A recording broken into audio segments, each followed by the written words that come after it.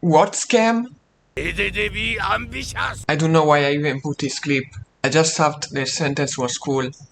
So, King DDD orders 3 delinquent students instead of possessing people in Kirby Town, and asks Steve of all people to teach them because they need their help to install a kind heart and strong ethic in them. Okay.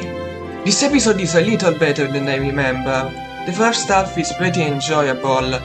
Dirk, Kirk, and Smirk, dude, what even are those English names anymore, are pretty good character foils to Tiff and the other teachers.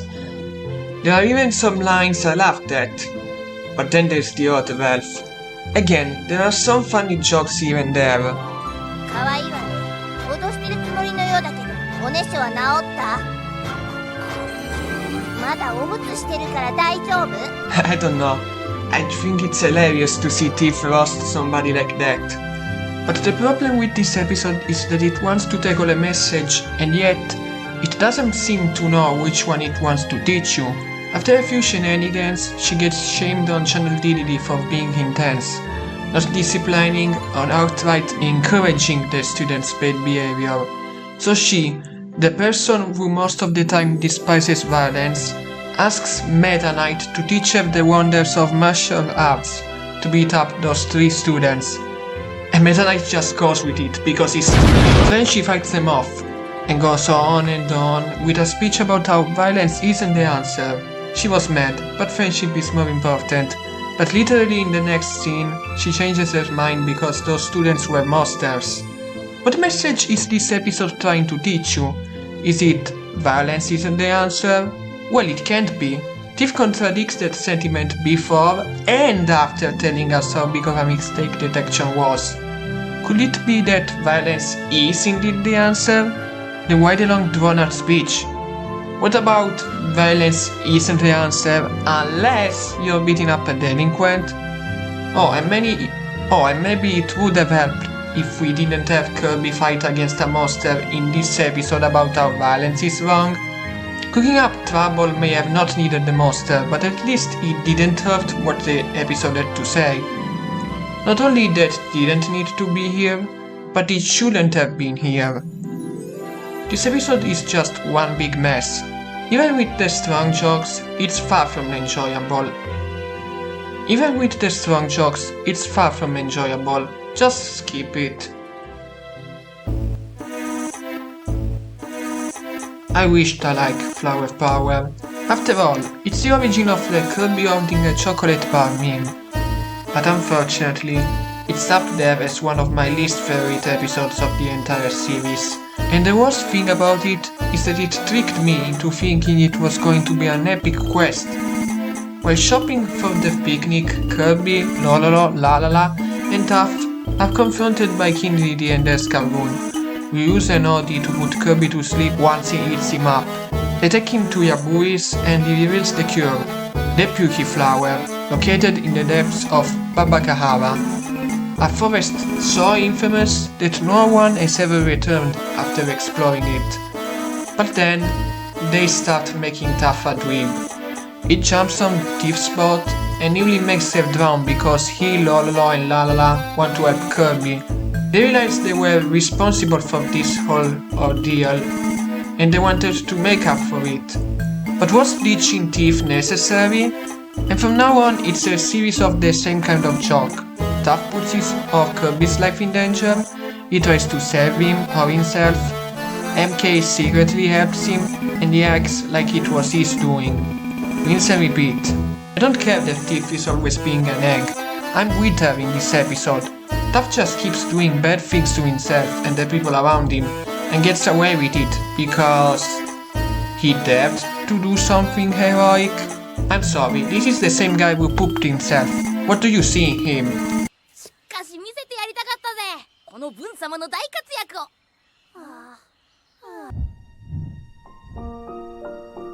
King Dedede finds out that everybody in Kirby Town, besides Kirby and Waddle Dees for some reason, caught a cold overnight, yet he doesn't. And when he finds out it could be because he's an idiot, he tries to prove Kirby Town wrong by catching one. Yeah, the premise might be messed up, but I don't know. I still oddly like it, and think you can make something enjoyable out of it. My problem with it would be the pacing. We spend too much time seeing how everyone caught a cold, and by the third minute I'm like, can we just move on? But we can't, because we need to see how Meta Knight has a cold, how the enemy salesman has a cold, how this entire episode has a cold. Eventually Kennedy does try to catch a cold, but given how much time was wasted, we just have DDD try to get in cold water twice, and that's it. Thanking DDD of there's a monster that will make him catch a cold 100%, so he feels awful. Tells the whole village about it, which was a bit funny, not gonna lie, and he quickly comes to regret it. And he tries and fails to send his call to Kirby by turning him into a micro being, because Kirby didn't play much of a role in this episode. I like it when the Kirby series explores that side of Kennedy's personality, the side where he feels out of the element and tries to fit in with society. But the episode spends too little time on that and way more on, whoa, this character has a cold and sneezes everywhere. I also would have liked it better if Kennedy lied to himself when the monster with the cold took its soul. Again, it's because there were no less than 4 minutes left when he was helped by enemy, so no wonder we rushed to it. But even then, him acting like catching a cold isn't that bad, even when it gets that bad before accepting it, would have been nice. Also, the Kennedy sneezing on the Waddle Dessert scene. No. Just no. One night, Tokori wakes Kirby up due to some weird noise and asks him to go see what the fuss is about. Not long after, he finds Kurio digging a hole, but he's acting much more different than he usually does. He appears more angry and hostile, threatening Kirby to leave or else. The same thing happens the next day when he meets Taff and the others. He doesn't want help, he just wants to be left alone. Turns out he was hypnotized by Kennedy to perform a ritual that summons Amambis. You know, those sentient floating spheres, to go after Kirby and Eric Happy. It's just DDD's pet threat if you remove the moments where they bonded with Kennedy, and I already wasn't a big fan of that episode, but then it takes cues from other episodes when we get to Tough Steel. I mean, borrowing one of Curio's books that talk about how Mambis are good monsters that bring you happiness, but they do the exact opposite, like in the pillowcase. Then Kirby gets all tired once the Mambis use their light blue eye to weaken him, similarly to Power Ploy's Power Downy. And that lasts for just a few seconds, by the way. Yeah, this episode barely has an identity of its own. I'll admit, I'm a sucker for episodes revolving around dreams, of sleeping in general. There's Sleepy Time from SpongeBob, there's Sleepless in Lazy Town from, well, Lazy Town, and then there's this episode, which is one of the most disappointing ones in the show. Not the biggest, but in terms of episodes that could have been great if done properly, and it's a shame they weren't. It's up there. To do what the next episode preview about it told you, it looks promising. Unfortunately, the package itself isn't. The Nightmare Enterprises salesman gives Kennedy a lifetime supply of pillows as a New Year's gift. But those pillows aren't meant to give nice, happy dreams. Nightmares that will make them hate and try to exile Kirby. Like in unreality. Not exactly, but you get what I mean.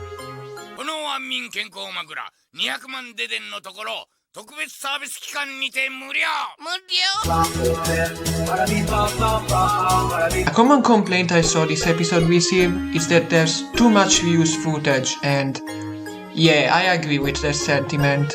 Tiff and Cole getting bad dreams that convince them that Kirby only made things worse for Cappy Town is a nice idea, but did you have to take the easy way out of it? The first 10 less nightmares/flashbacks don't make Kirby any worse of a person. The first is about the ship getting eaten alive by Octagon from the first episode, but Kirby had nothing to do with this. He still hasn't arrived in Dreamland. When that happened. The last flashback is the longest, by a long shot, and it's just that scene in the fourth episode where Meta Knight and Tiff talk about enemy, and how Kirby may defeat him someday. And that makes him the villain somehow? Even ignoring those, there's no implication that Kirby is malicious. He just sometimes inconvenienced the others by accident. Of course, more monsters to be delivered since he came. The episode tries to add some quotes like and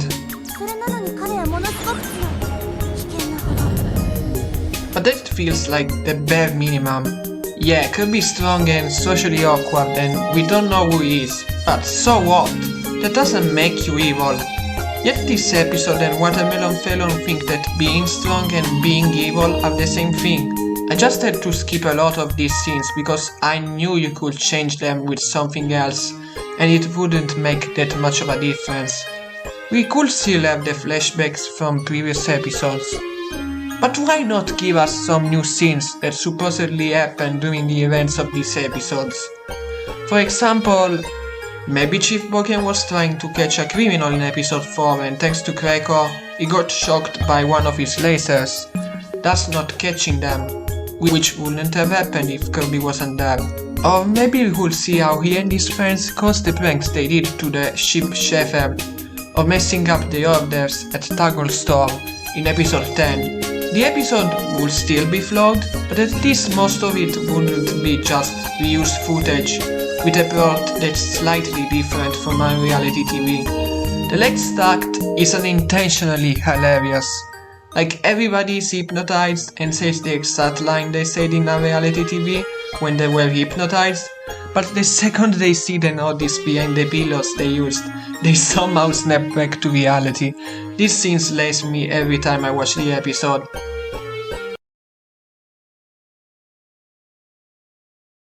Oh no, this is a Tokovi-centered episode.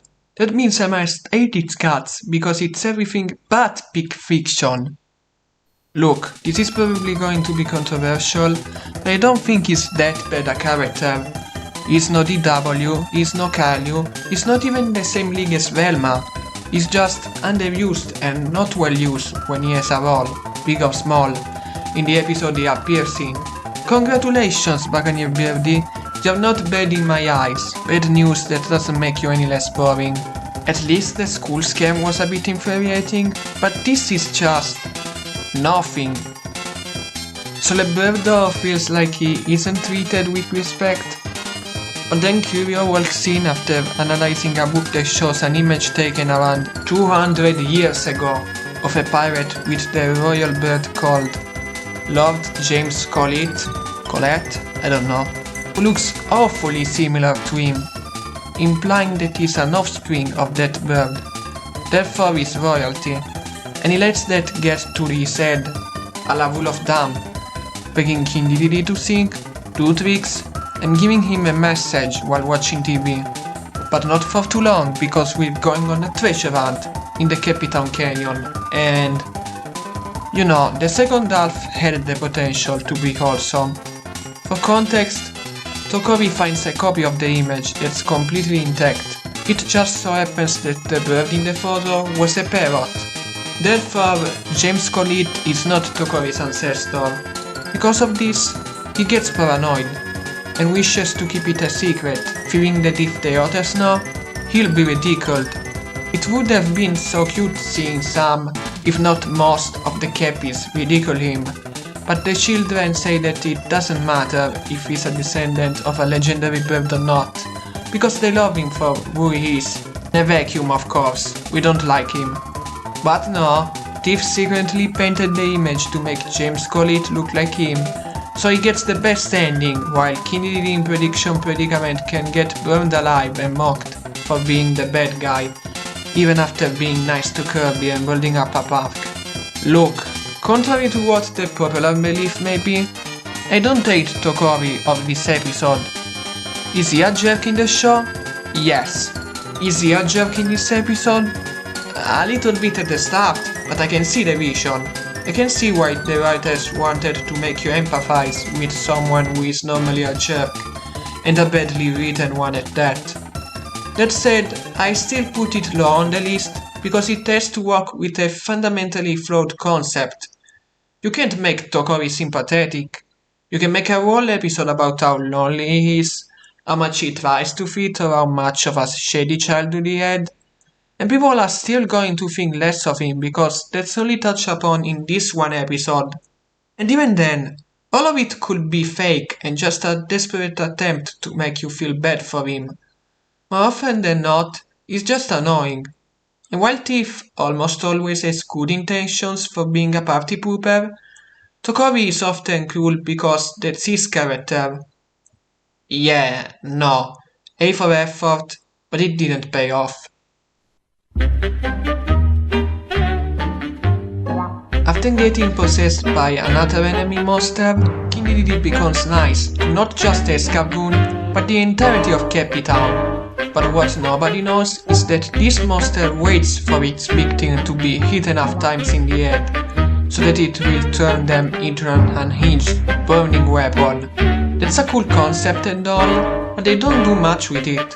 It's a bit funny seeing King Dedede get sabotaged by Escargoon and the others, until you realize that's one of the few things the episode has to offer.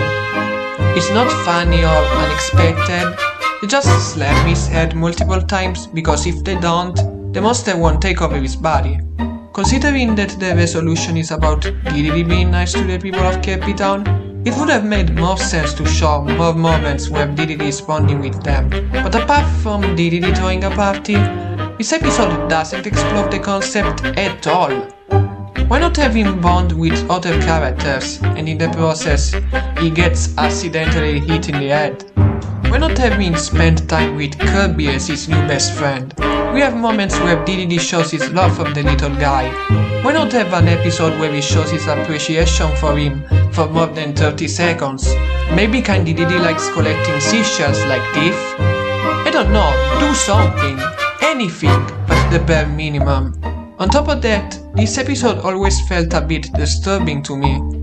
King Dedede in his sweet headspace has a creepy monotone voice and laugh, which already isn't helping, but when he gets multiple head injuries and red eyes, it's like, this is creepy. And the townsfolk clap to every single bad thing he counters with forgiveness. What? Okay, positives. The faces Escargoon makes during his conversation with the enemy salesman are pretty meme-worthy. A lot of faces from other episodes already do, but the ones from this scene are comedy gold, like this one at the end of the conversation. Also, Dedede fights Kirby in his sour state. That was cool. He was really angry at one point, saying the P word. Yeah, that's it. The next 3 episodes are about pollution. They're boring and I have almost nothing to say about them. A trashy tale is about how the adults of Kirby Town have messy rooms, Chief Bokem and Buttercup especially, which is surprising given how tidy they were in the meal moocher. Also, sentient garbage can. Junction is about how some unknown individuals dump garbage on Kirby Town, and Tiff wants to find out who did that. Turns out it was just the aliens not knowing that this place was inhabited. Fairlion shows up because it can. I'll give Junction this. It has a pretty gorgeous shot of the moon. It's also the first episode to have a remix of a track from the games, namely Castle Lolo, so that's gotta be worth something. Waste management is the best one because it's less about pollution and more about the crows satisfying their appetite. Even though their motivation for being the antagonists feels a bit too similar to the sheep in Shipwrecked. I didn't need to see Kirby try to eat literal garbage. Also, the crow leader drinks that potion from the emptiness mess that turns him into a monster at one point. That's a cool callback. But suddenly, not only is it hypnotized, but almost every bird in Kirby Town. Have they and they have them kidnapped, then Blake's chick to have her involved in the story because that's all this show can do with her. Losing her child, getting angry because of it, and seeking revenge against who kidnapped him. Also, I get that pollution in Japan is, or was at the time, a pretty big problem, but why have Kirby of all things tackled this issue 3 times? So, get this. One day, one of the sheep turns against the mayor of Capitown, making a clan out of all the sheep, causing mayhem and turning the Cappies into sheep. Why? That's it, I have nothing else to say. Just... why? King Dedede builds an industrial factory and forces everyone in Capitown to work. It's boring and not much happens. The only thing that I'd like to talk about is the return of Ice Dragon. It's pretty cool that they turned it into a robot, but that's it. This episode pretty much exists. Moving on. This episode is just Labor Days, but the factory is replaced by a sushi restaurant. No, really, that's the entire plot. What makes this episode better than Labor Days, if it's too similar to an episode that was released 1 year prior? The Gourmet Race remix was pretty nice, and King Dedede using hiccups as a way to defeat Kirby was an interesting idea. It broke new ground! After realizing how much money he pays for all the waddles, Dedede hires people to cook something cheap. Eventually, Kawasaki settles on a 1-cent meal that feels like nothing. With the waddles starving, they start a revolution, which lasts for like 4 minutes and that's it. This episode is overrated. I do not understand why many people treat it like it's one of the better episodes of the show. I mean, I'm glad you enjoy it that much, but like, why? What do you see in it? All of these are cute. I like that they get more screen time, but the plot is flimsy at best. Kawasaki is somehow dumber than most of the other Cappies, and the revolution stuff goes nowhere. Some of the waddles get chunky once the Chinese chef makes them a meal they enjoy, and you think it's gonna be a poor man's version of fitness film. But Kirby immediately cooks them a healthier one and takes down the chef because, oh my gosh, look, we're late into season 4. This show didn't have to go for as long as it did, so it's understandable that a sense of fatigue would set in. But to this extent... これで実験オーバー。よっあ、食ったぞい。おせんべいは口の中。だが口はどこぞい。謎ぞい。不思議ぞい。怖いぞい。 Besides this iconic moment, and despite its best efforts, the whole package is nothing, and it shows. Wanna see an episode where annoying tourists visit Capitown? Then this episode is for you. Not for me. It's cool that they use the Wanya language though. I've never been a fan of this episode. The resolution is just so boring. So Kirby, Tiff, Taff, Lolo and Lalala get lost on an island and find this guy called Kid Cosmos. His entire personality is that he's satirizing Japanese World War II soldiers who were found years later and thought that the war wasn't over. That's fine and all, but they shot themselves in the foot with this premise. It goes from Kid Cosmos thinking that all 5 of them are monsters, to thinking that Kirby is a monster, to thinking that none of them are monsters, to training them for the supposed war against Nightmare, to realizing the war is over, to thinking the 5 of them were tricking him, to changing his mind after Kirby beat a monster ordered by King Dedede. Meh. I can see why people would like this episode and that's perfectly fine. I just wish I could like it too. The fight with the tornado copy ability is cool, but that's it. Next. 1 week before the shutdown of Off Kids TV, this episode was aired as a tribute to Maddie Blaustein, who voiced Kawasaki and Waddle in the English dub. Rest in peace. Tiff helps Chef Kawasaki's restaurant by starting a delivery service. Out of curiosity and jealousy of the Waddles, King Dedede orders a ramen, and Tiff asks Kirby to deliver it, warning him not to eat it. He leaves the restaurant, but before long, he quickly stops in his tracks, getting the urge to eat the ramen, but then he remembers what Tiff told him. He doesn't eat the ramen, he gets sad, rinse and repeat. I suppose the Jet Kirby fight was neat, and Kindidi and Escargoon pranking Tiff into delivering so many dishes for people like Mabel and Curio was a bit funny, but for the most part, we're stuck seeing this little guy sitting and doing nothing. It's weird, it's like this episode wants to be the Kirby equivalent to pizza delivery, but the difference is that, it wasn't just the character starving and trying not to eat the pizza. Yes, Squidward tries to trick SpongeBob into eating it once, and they walk in a circle for a majority of the episode. But they don't do just that.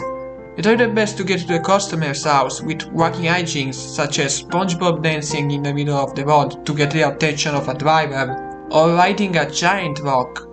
And let's not forget about the ending and the Krusty Krab pizza song. But here, Kirby doesn't get lost, there's no other character with him to interact, and he barely does anything remotely entertaining. I get that Kirby needs to learn to resist eating food, that's not a problem, but he should have taken a more interesting approach. And besides, it doesn't even matter because in the end, he eats it anyway. And Tokori was not put to good use here. He mocks Kirby for even being in this situation, and that's it. Wouldn't it have been better if Tokori found out Kirby was selling ramen, and it was his favorite, so he started chasing him? I mean, that would have come out of nowhere, but at least he'd have a purpose to be here. Don't get me wrong, I like that this little munchkin got a lot of screen time in this episode, but it totally further proves that the anime interpretation isn't usually an interesting character on his own. After a pretty catchy musical number, a large end takes away the twin nuts and the mod GABA. Meanwhile, everybody except Kirby and Kindidi are sneezing due to all the pollen in Kirby Town. The caterpillar gets kidnapped by Diddy and they attack Kirby after eating their super pollen, which he ate and made him sneeze uncontrollably, but they stop once their twin nuts sing the musical number, and so they go back to their own. I can't. It's so bad I literally brought the script from the review of this episode to the bin.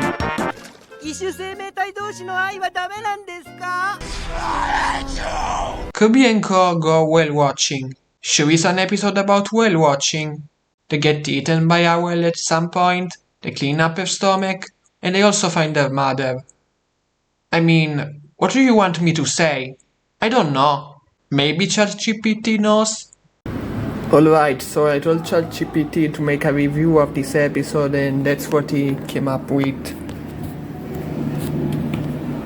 Kirby Wikipedia has managed to capture the hearts of many with its whimsical characters, imaginative worlds and intimate stories, yada yada. The episode opens with Kirby and his friends receiving an invitation to go whale watching. That's kinda right.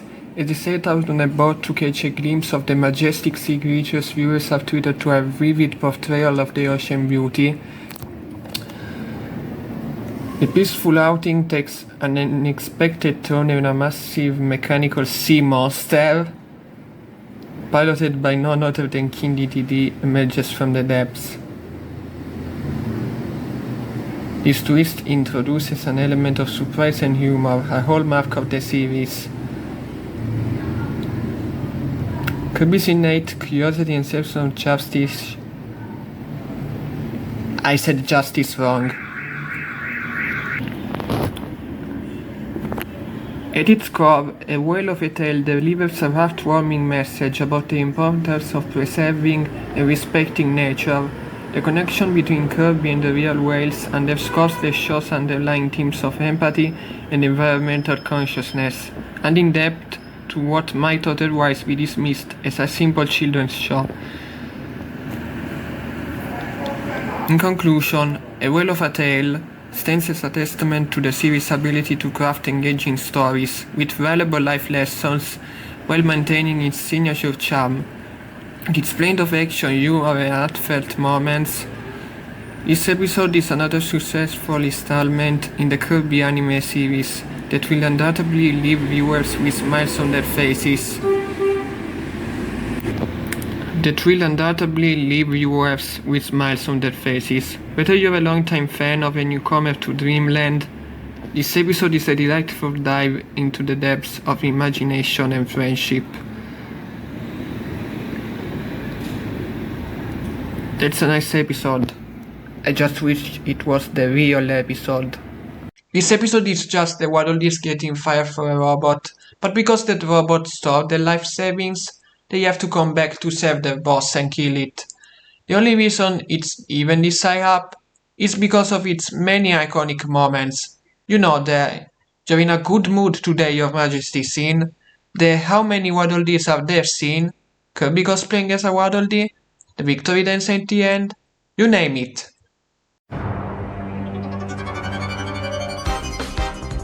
Here's another episode that I don't get all the hype for. One fateful night, another starship crash lands in Cappy Town, driven by Civica.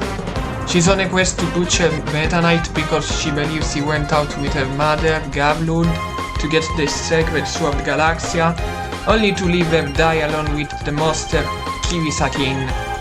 Meta Knight must believe her that was just a big misunderstanding, blah blah blah. It's just Knucklejaw's debut episode.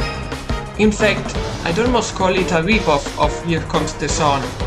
Both episodes have the antagonist going out for someone's blood over their beloved parent, who also used to be a Star Warrior, only to find out that Meta Knight did have to kill them, or leave them to die, but only because he had to. And that's pretty much it. The episode also copies Hour of the Wall threat, when they have Meta Knight temporarily lose his consciousness, and Kirby using Galaxia to fight the monster of the episode, instead of a generic sword. Don't get me wrong, I love Civica.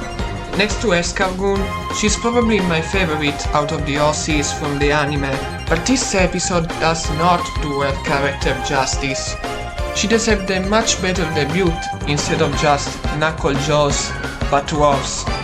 Like, at least Here Comes the Sun had Knucklejaw take his cruelty to the point where he was a monster and turned over a new leaf in his subsequent appearances. Civica didn't really have any of that, neither in this episode nor in other appearances. Maybe because she didn't have any other appearances, aside from Fight to the Finish. What does her debut episode have that Knucklejaws doesn't? A cool remix of Green Greens that could fit into an epic battle? I can just listen that on YouTube.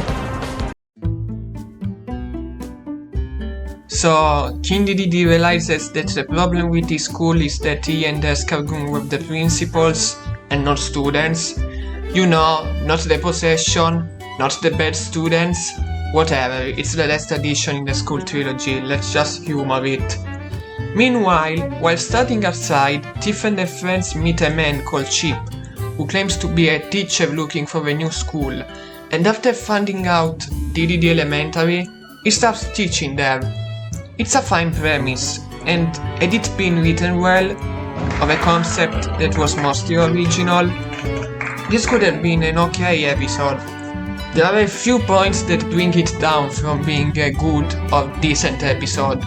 First of all, I do like how calm and nice Chip is, but there are quite a few times where I wish he was a bit more aggressive rather than just a wimp. Like, at one point there's a food fight between the students and this bozo catches them doing that and ignores it, like it never happened. There are also moments where Tiff and Taff tackle Dedede and Escargoon, and he still does nothing about it. Sure, they were doing it in defense of Kirby and the teacher, but violence is still violence, and I think that warrants putting them in detention. He did it with Escargoon, who just poked Kirby with a pen, so why not Tiff of Taff? Oh wait, they're the good ones, is that it? Honestly, I would have preferred him if he was aggressive, but he contrasted that with a gentle tone, like how Princess Rona respectfully declined Dedede's request to marry him. That way, he wouldn't feel so much like a pushover. Then there's the whole teacher's pet chant, which was charming at first, but got old very quickly. It's not really a joke that can be repeated more than a few times at best. And let's not forget that this episode implies that Tiff has a crush on Chip, or at least really admires him, and they do nothing with it. I mean, it's not like I wanted the episode to do something with it. Also, the revelation that this is a monster was pretty stupid. Like, do we get to see how and why it's actually a monster from enemy? No. It could have just been someone who traveled to Pop Star, like Bonkers, Princess Rona, the Twin Nuts. I'd say that this episode is far from boring. It's mostly decent, but it's got some problems that keep it from being a fine episode overall.